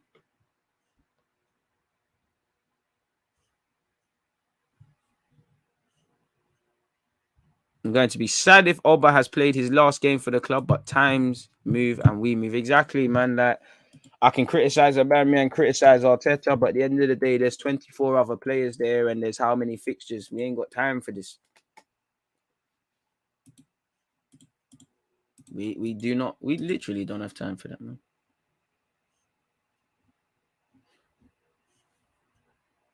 Still kind of annoyed about Willian yesterday, man. This guy's such a capper, man. How you blaming Arsenal fans for your shit form? You mug. People, again, not that you want to hear about any of this, but you know, VLAHOVIC links. Sorry, people. VLAHOVIC links again. You know, probably going to be a bit more juicy now because you're hearing Juventus haven't got the money to commit to buying him on a permanent, at least where the summer's concerned, and they're looking at Aubameyang, Icardi, and Cavani as potential loan signings as well as other people.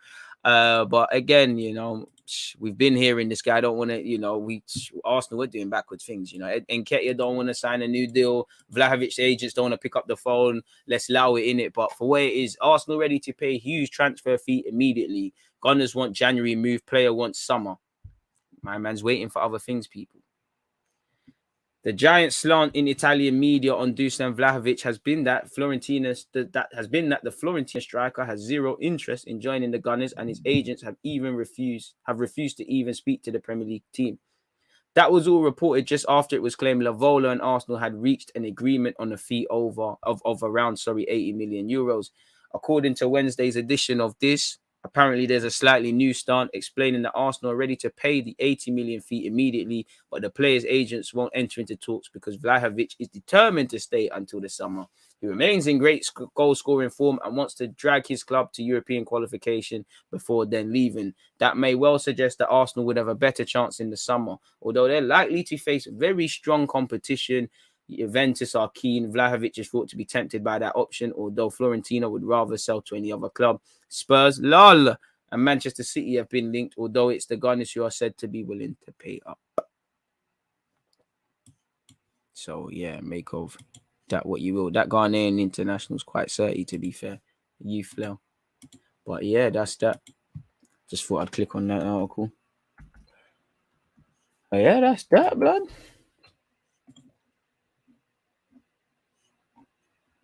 Big up yourself, DG, love your work, appreciate that. If we sell Pepe, who would you go for? For me, I'd love to see Anthony from Ajax, an amazing player.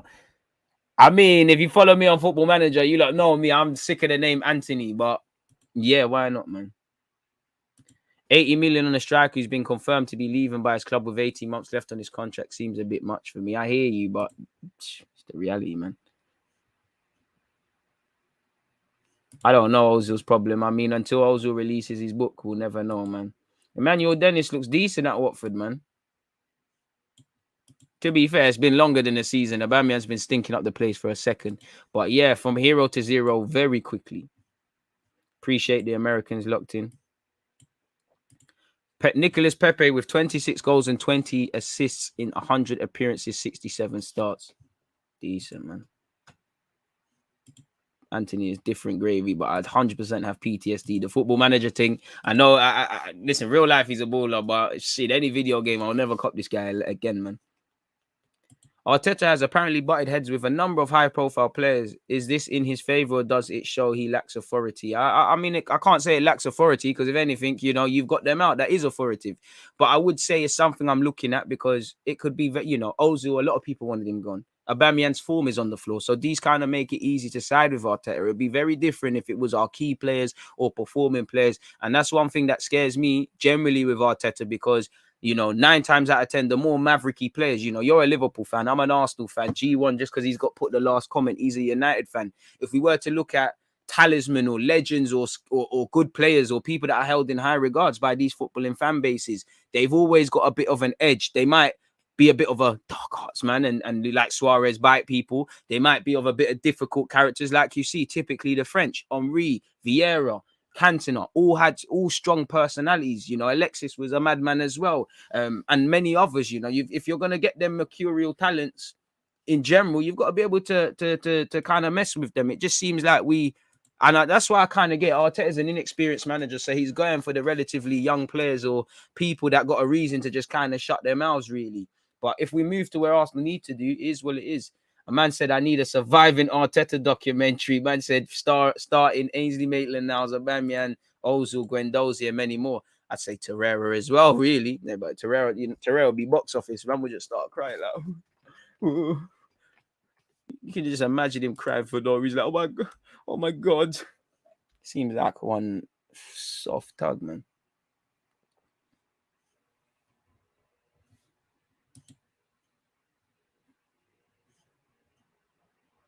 I wouldn't say they don't respect him, but, you know, to be honest with you, if you're a young novice manager, you've got to probably nip these things in the bud quicker than usual. You've got to find that balance of knowing how to flex your muscles, when to flex your muscles, and when to play the game. And I need Arteta to be a bit more diplomatic. You can't always butt heads with everybody.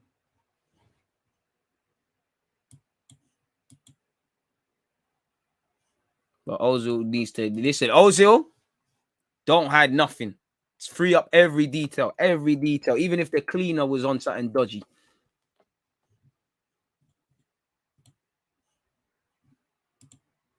Because not even that, Henry and man said Henry, Wenger and Fergie, there was times they got it wrong. Look at Yap Stam. Look at how it kind of ended for Roy Keane. There was times they got wrong, but with Fergie, he knew kind of what Arteta is doing.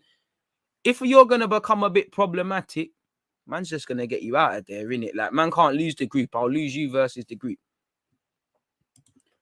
I'm late, but big up DG. Julian Alvarez, even for 17 million, might not be worth it. Saw a lot of his goals last season, and he plays in a very ish league. He seems very direct like Alexis, but I don't know about him. Don't see any concerns. I mean, you can't help where you're playing. DG check mentions James Ollie reporting on a Aubameyang situation. Love for the plug for that one. Let's check my mentions. Who's added me? No one's added me. No one's added me, bro.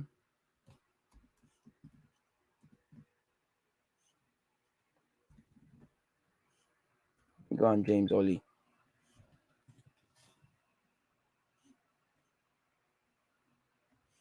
Boy, I mean,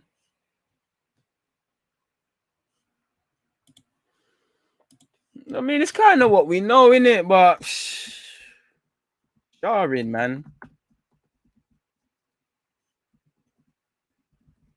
I mean, sorry, man. I'm just patterning this, man. Sorry, man. But I mean, it's nothing necessarily new by James Ollie. Nonetheless, love for that. We kind of know these variables, but let me share my screen with you before we keep it moving, people. G1, appreciate that. I see you copy and pasted it, but I just find it a bit easier when you lot can see it. Arsenal are willing to listen to offers for Pierre-Emerick Aubameyang in January. Sources have told ESPN. Now, we probably knew that. We know he was stripped of the captaincy last week after allegedly a series of disciplinary issues and has been training away from his teammates up until he goes off to AFCON. Sources claim the situation is not beyond repair, so there is a way back, but the Gunners are ready to sound out interest from Europe's top clubs. Do the top clubs want him? You know, big wages, rumors of being disruptive, rightly or wrongly. End of the day, people will put up with a lot if you're doing the business. He's not scoring goals. I'm sure for them Italian clubs, it makes sense. You know, he's not necessarily old where it comes to Italian teams. He knows the league. He knows the way of life. It makes sense. But, boy, I don't know. And Arsenal are going to be the losers here. Obviously, Aubameyang, if he is disruptive and his form, it looks like we're winning. And I hope to be wrong, but whoever takes Aubameyang, if they take on all his wages or take him on a permanent, I love it, but they've got to be smoking something really hard, and it's probably a sackable offence. Obviously, if Aubameyang goes there and bads up goals, we'll be looking and saying what's going on, but I think it'd be a sackable offence because they'd be wasting money. I'll be keen to see where Arsenal are going. One thing I've liked is that, at least for now, in the summer it might be different. I haven't seen anything about tearing up his deal. So yeah, people, man. To sound out interest from Europe's top clubs to gauge whether a deal that suits all parties is possible. Barcelona were interested in Aubameyang prior to the striker signing a new 3-year deal worth $250 a week in September last year. What a difference a year could make. We know Chelsea were allegedly looking at him. We know the size of his contract could be a problem. As I said, reports in Italy suggested Juventus are looking at him, Cavani, and Icardi potentially as a loan thing. If an agreement can be made over wages, I mean, would they even pay half of it? Are Juventus in a position to pay half of his wages for 6 months? I don't know. Apparently, Inter and AC have also been muted. We all know he has history at AC. Forgive me if I'm wrong, but didn't his brother on Instagram say, see you soon, San Siro? Now, you know his brother and him, they like to do the social media nonsense. But yeah, man. It is what it is. How much would you accept for Aubameyang, bro? You probably, I don't know what you get. You probably just have to take your couple mil in a loan fee, and that's it. You probably just have to say go for free, really, and free up the wages. Man, I'm not paying 20 million for him and giving him 250 a week. If I'm Aubameyang, I'd want to leave, but you've just signed the deal, you know. Are you going to get that contract elsewhere? And also, you're probably entitled to a loyalty bonus if you see out the duration of the deal. My suggestion, I used to think it was the end, and I still think it is. A part of me feels he will be integrated back into the team. To what level, I don't know, people. No, but Arteta hasn't downplayed bringing him back, but based on how he's spoken in the press, he hasn't. It's not sounding like Aubameyang's going to be there anytime soon, people. So yeah, man. Apparently, sources claim this time apart offers Arsenal a useful break from both Arsenal and Aubameyang to explore whether there's a way forward. Bro, I'm sorry, but has my man has he got permanent excluded in school or something? Like, man need a break. Are you lot stressing each other out that bad? However, that will also include exploring options to part ways if the club receives a suitable offer. The issue is complicated further by the uncertainty of Arsenal's other leading forwards. Lacazette is out of contract. Eddie Nketiah is also out of contract. So, yeah, man. As you know, when asked on if Aubameyang will come back for Norwich, we will go game by game and decide the squad as we get closer. He said, when asked again, he said, I think we have shown in this club that everyone can make mistakes or can have different ways of thinking or acting. I'm completely open to that. So, yeah, man. Boy, it's just sad, man, because, I mean, we knew Aubameyang might be doing a Mazza, but no one would have wanted it to end up like this. Is where it is, though.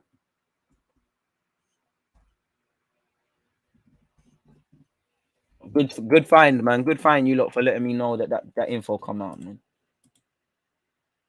But it just feels like school, man. I can't lie, man. I don't think Aubameyang's gonna get back, but you're right, man. 10 to 15, even that. Because if I'm a club, bro, Arsenal might as well just let it go for free and free up the wages, really. But I think you'd be lucky to get 10, 15.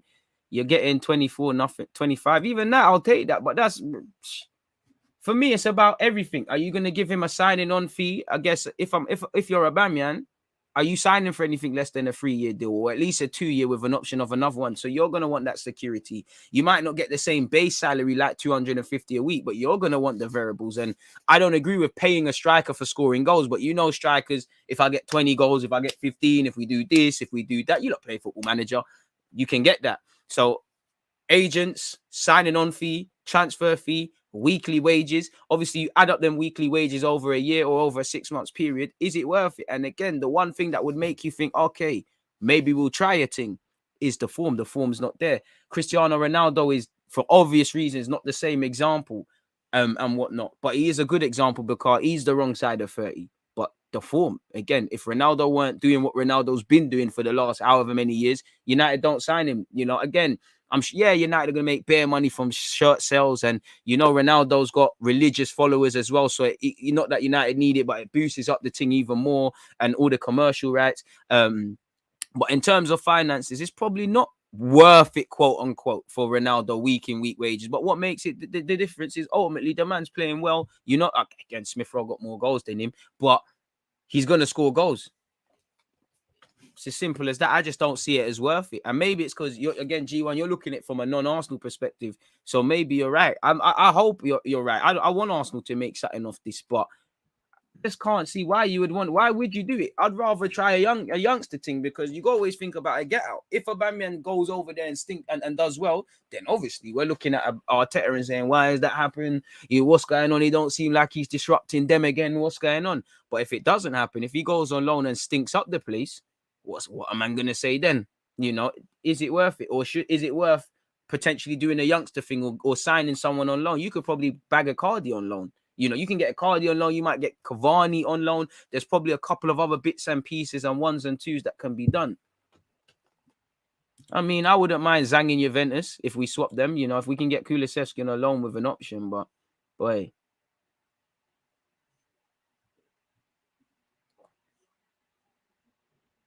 The most he'll do is make a few cameos.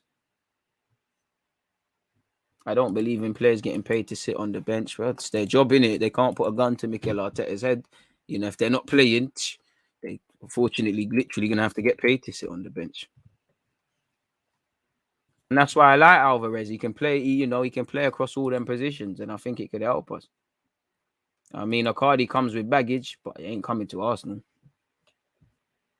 Bro, imagine being on 250 a week and being exiled. Tells you everything you need to know. He's not coming back. Trust. No way we get more than 20, bro. I'll be lucky if we can get more than 10. Because again, 10 million. Just think about it. Would you pay a loan fee of a couple of £1 million, take on even 50% of his wages or 60 or 70% for 6 months, and you don't know what you're going to get? Would you buy him would you buy him permanently? Right now, at this moment in time, would you buy Aubameyang? Would you commit 10 to 25 million? Give him the wages, because you're not going to sign him unless you know.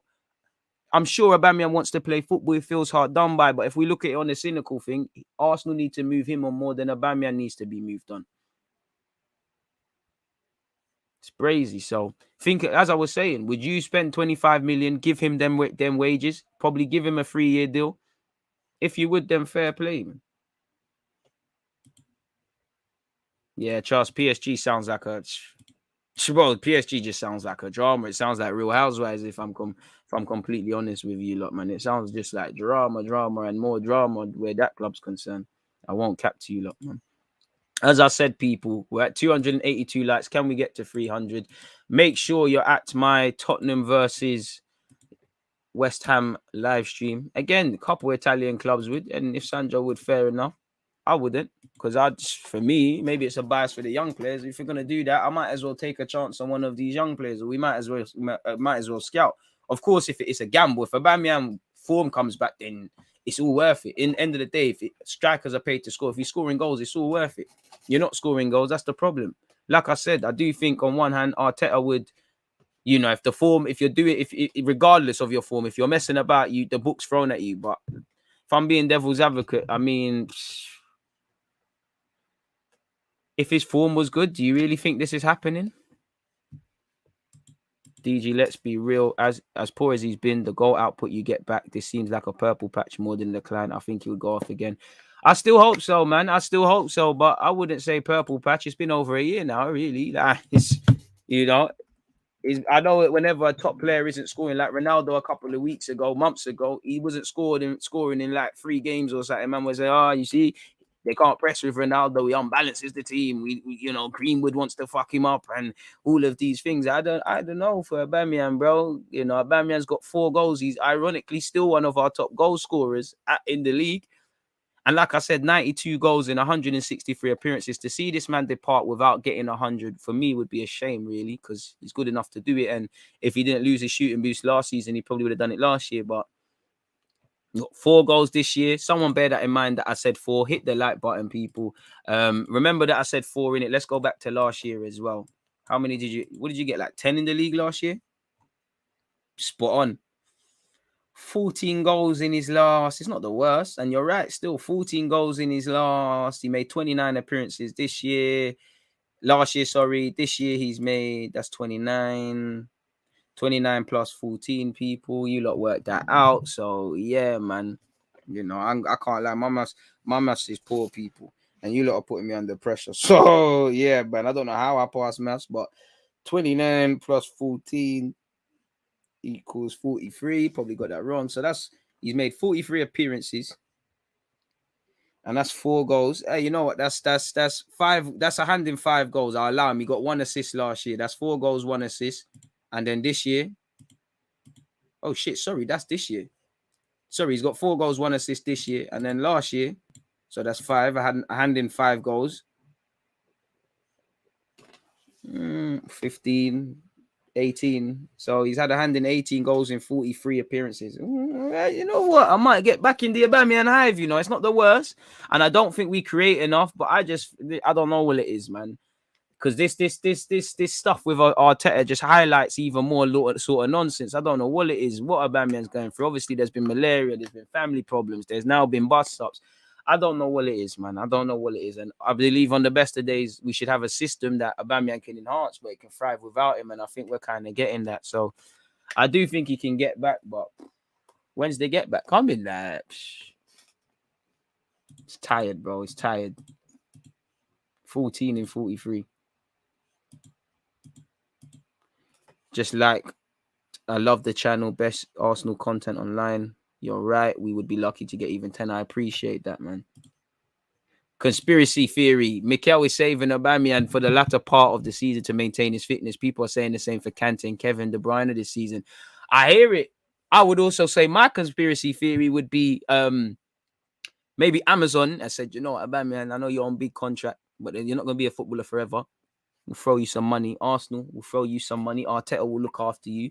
You lot do the WWE thing, you know, in a couple of, you know, you lot do the beefing thing, couple of months. Bless again, Aubameyang, maybe little purple patch towards the end of the season. His goals make the difference between us and getting top 4. He might have lost his captain's band, but he's still there, you know. But then we wake up, people, and that's probably not going to happen. That's the romantic Arsenal fan in me, man. I can only see as far as I can look. And right now, it doesn't look like it's getting any better. But by God's grace, it does. I'd keep him to the end of the season because things change when man get injured. Things change. Boy, when you're missing sitters like him and carrying on like him, just get him out, bro. If it was 20, I'd say calm, he might be back. I heard about this. Apparently, Jonathan Davis' agent has said he's leaving, much like Renato Sanchez. I'll take a look on him, but I'm not sure. I'm not really convinced on Jonathan David. I think he's gone up a level, but I'm not really convinced, man. I like him though. I think this season he's scoring a bit more decisive goals. He's playing with a bit more intent and whatnot. Boy, that's tired, man. That's tired, man. Sandra, you're at that level that me and Curtis were at, where we're still riding for Aubameyang, which we are, but we didn't really want to kind of accept that he might be finished. You know what, Aubameyang, you're finished. And until you prove man wrong, because I can't believe in a man that don't believe in himself. Regardless of this, Aubameyang never believed in himself in the last couple of games, really. So I can't believe in a man who don't believe in himself. You can't back someone who don't back themselves. That's one hell of a conspiracy theory, DJ. I hope it is, man. I hope it is. Honestly, Arteta's steady having issues with players. I get that it might be him trying to impose authority, but damn, this keeps costing us valuable team options. Trust is brazy, man. It's absolutely brazy. Like you said, Amazon drama, 100%.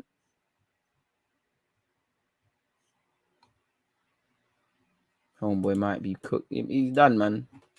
He's done. He likes burgers too much. What the fuck? Who doesn't like burgers? What's wrong with that? I don't think Aubameyang's been banished from the first team for that, but fair play. But yeah, on that note, people, I'm going to be back at 7:20, I believe, because, you know, it's another cup game. We're going to be West Ham fans for 90 minutes. Please hit the like button and set your reminders on that. With that being said, I've got some Christmas shopping to do, really and truly. I'm trying to cut my hair and do some Christmas food shopping very quickly. So, yeah, let me go out and go and do that, people. I need to get rid. Who said that? It is what it is. But on that note, as usual, it's always fantastic being with you lot, whether you support Arsenal, whether you support any other clubs. You know, I can see G1, Shakib, Professor Love from me, and he's even, you know, throwing some slide digs and whatnot. And it's all appreciative, man. You lot make this for what it is. This is why it's a pleasure to be here. You know, an hour and 43 minutes has just flown by. We've spoken about hella things, people. So yeah, it's appreciative. Obviously, to recap, we've done Alvarez, Aubameyang, general talks, and some other shit in it. The press conference, really, I can't remember, but nonetheless, it's always a pleasure, people. So you lot stay blessed, stay safe, stay in good health, and be back tomorrow. Obviously, we probably preview Arsenal, Norwich, better yet, Norwich, Arsenal tomorrow. So yeah, that's something to consider, innit? So on that note, you lot stay blessed, stay safe. I'm out. There's always just that active red light defending. I think it's like